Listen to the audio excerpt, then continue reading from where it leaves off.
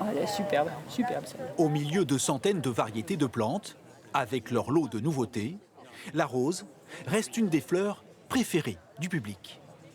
J'ai vu qu'il y avait les rosiers, je me suis dit, il faut que j'y aille parce que je suis une fanat des rosiers. On renouvelle un petit peu nos rosiers quand ils sont un peu abîmés.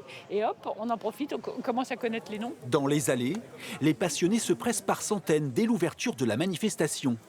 Car ici sont réunis quelques-uns des meilleurs spécialistes de France, tous venus présenter leur collection à la demande du propriétaire du domaine, créateur de la fête en 96. Ils ont refleuré les rosiers.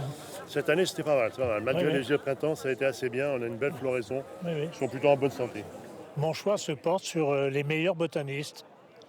Donc en France actuellement, et ils ne sont pas plus de 50. Patrick Blanchet, lui, est arrivé en voisin de Charente-Maritime. Habitué de l'événement, il y propose de nombreuses variétés de roses et toujours de précieux conseils. Chaque plante a un type de terrain privilégié, un climat privilégié, un entretien, un arrosage, un amendement. Donc on est là pour répondre à toutes ces questions. C'est ce qui fait l'intérêt de la chose.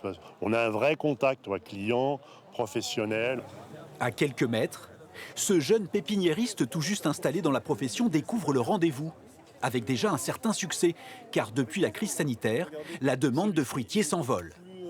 Non, mais elle en prend un, j'en prends un.